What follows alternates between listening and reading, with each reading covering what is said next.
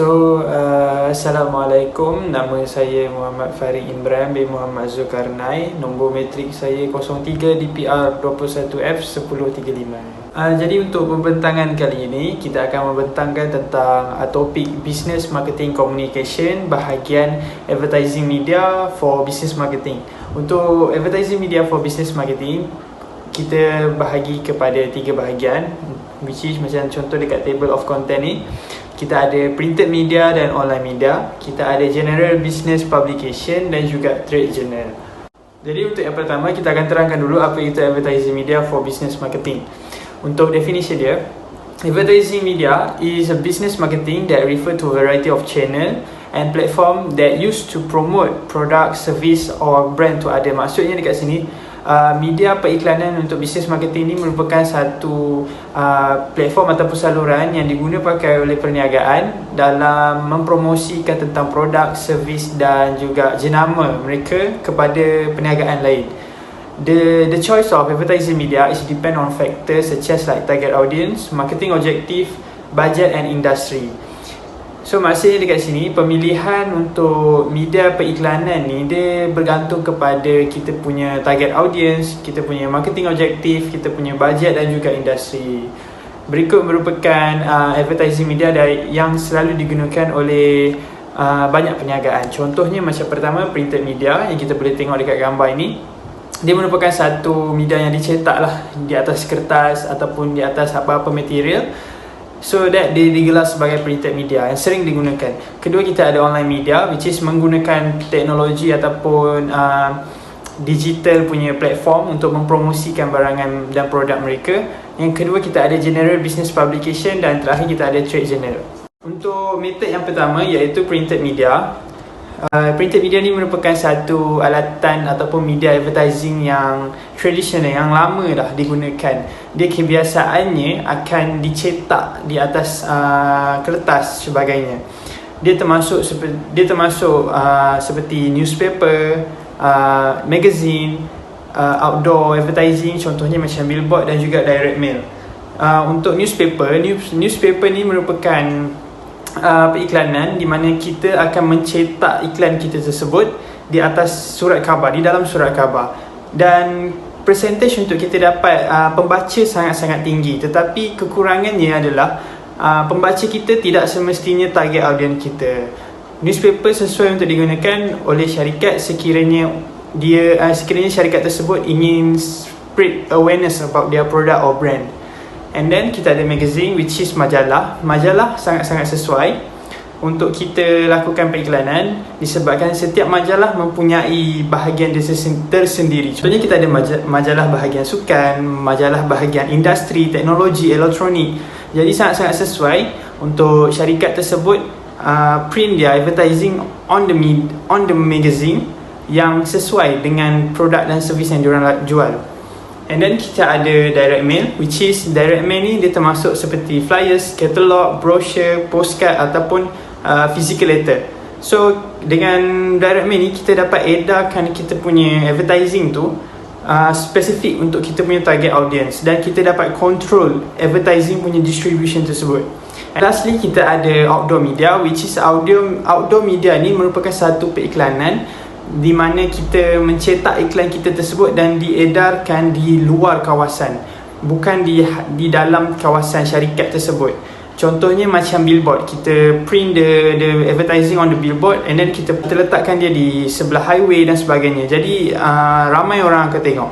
Tapi sama juga untuk outdoor media ni, dia sesuai untuk sebarkan awareness tentang produk kita dan agak sukar untuk sasarkan kepada spesifik audience kita. Okay, here is the example for B2B company that use printed media. Contohnya macam company Npack Logistics Sdn Bhd, the company from Malaysia. Industri dia logistik and lorry crane service. So apa yang company ini gunakan ialah dia menggunakan direct mail method, advertising on direct mail method, which is they use the direct mail method, which is flyer, in advertise their company service. Diorang menggunakan direct mail method iaitu flyers untuk mengiklankan tentang servis yang syarikat mereka jalankan. Dengan adanya flyers tersebut, dia dapat edarkan kepada spesifik audiens dia, which is pihak-pihak ataupun syarikat-syarikat yang memerlukan perkhidmatan lori crane dan juga logistik. Jadi slide ini menunjukkan contoh yang digunakan oleh Impact, which is flyers.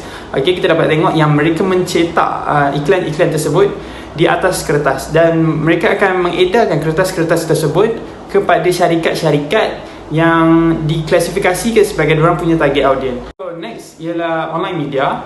So kita pergi kepada penerangan yang pertama, iaitu online advertising ni merupakan satu medan periklanan yang menggunakan pelbagai saluran. Jadi ia termasuk seperti search engine marketing, online billboard, social media, email dan juga content marketing. Dan online advertising ni juga memerlukan pelibatan internet dan juga digital teknologi dalam mendapat dalam mengedarkan periklanan mereka kepada target audience. Contoh syarikat yang menggunakan online media advertising ialah HubSpot.com, which is industri dia marketing software and service. So HubSpot.com ni dia menggunakan social media advertising. HubSpot ni dia menggunakan social media platform seperti TikTok, Twitter dan Instagram dalam engage dia punya business dengan other business yang memerlukan marketing solution. HubSpot ni juga berinteraksi dengan pengguna mereka, dengan not only diorang punya target audience, dengan semua pengguna media sosial melalui soal jawab soalan, melalui participating in discussion, berkongsi kaedah-kaedah atau sumber yang berkesan dan berkaitan advertising ataupun marketing dekat dalam social media. So ini adalah contoh dia. Contoh dekat kita dapat tengok dekat slide ini merupakan Instagram HubSpot dan juga TikTok HubSpot. So mereka sangat-sangat menggunakan media sosial ni sebagai salah satu platform untuk mereka iklankan produk dan servis mereka. So itu saja daripada saya. Assalamualaikum, nama saya Aizat Najmi bin Azman dan hari ini saya akan menerangkan tajuk yang berkaitan General Business Publication. Apa itu General Business Publication? General Business Publication merupakan satu penerbitan perniagaan am yang seperti majalah atau akhbar yang merangkumi pelbagai industri dan sektor yang berkaitan dengan perniagaan. Penerbitan ini biasanya disasarkan kepada profesional dan pembuat keputusan dalam industri B2B, iaitu business to business. Mereka sering merangkumi topik seperti kewangan, pemasaran, pengurusan teknologi dan sumber manusia, memberikan pandangan dan analisis tentang trend dan perkembangan semasa dalam bidang ini.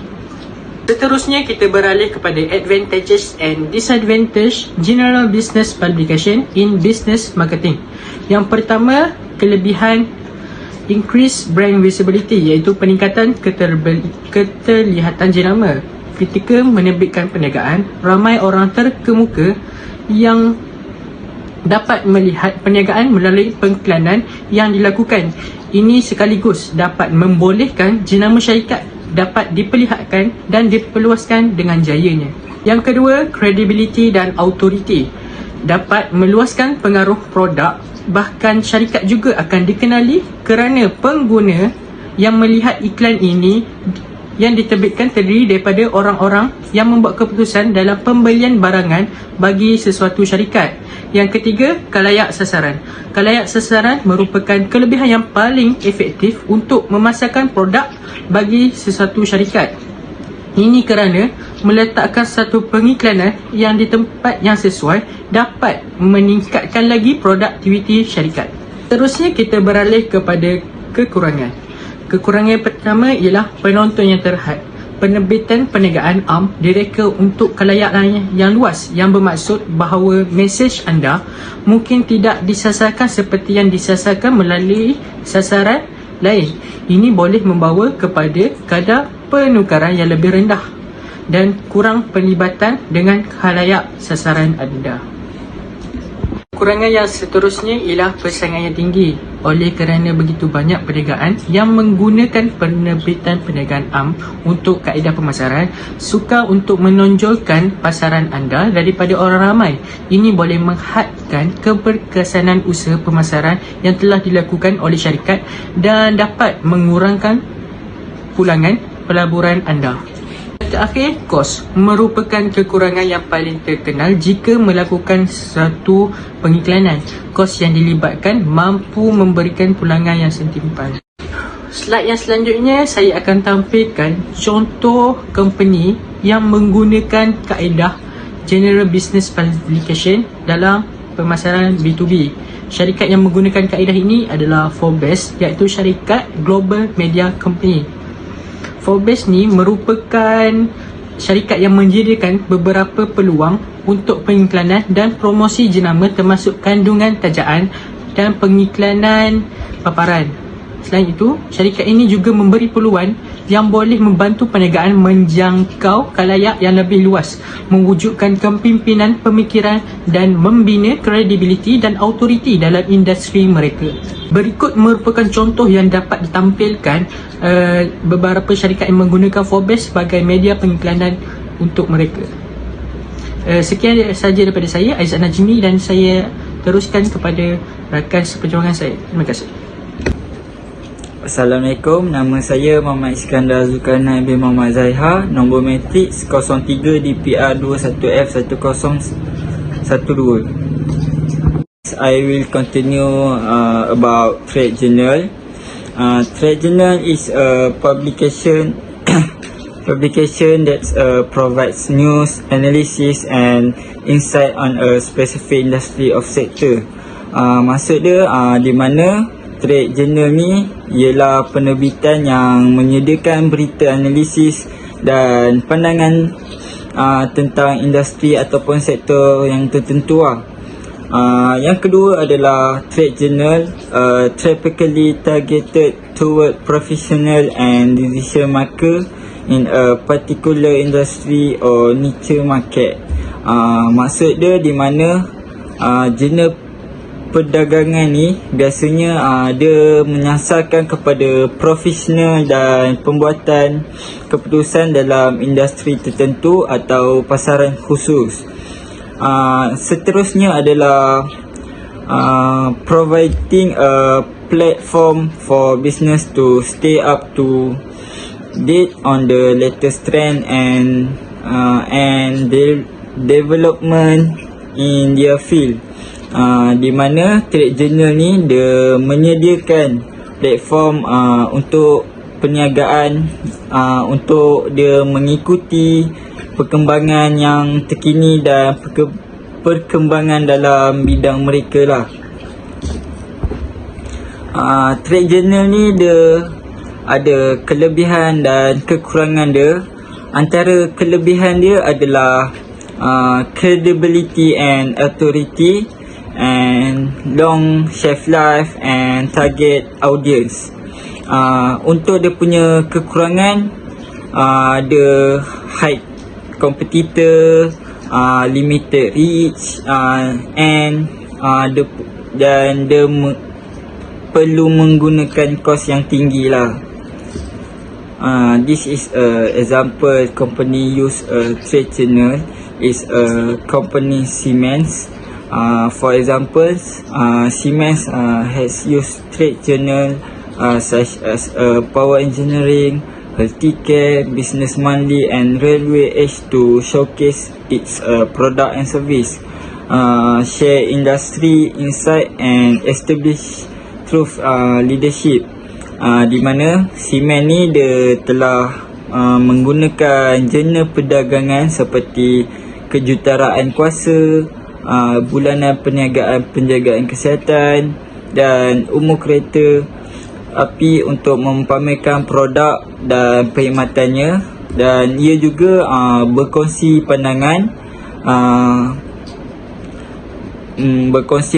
industrinya, dan dia mewujudkan kepimpinan dalam pemikiran dia lah. Next,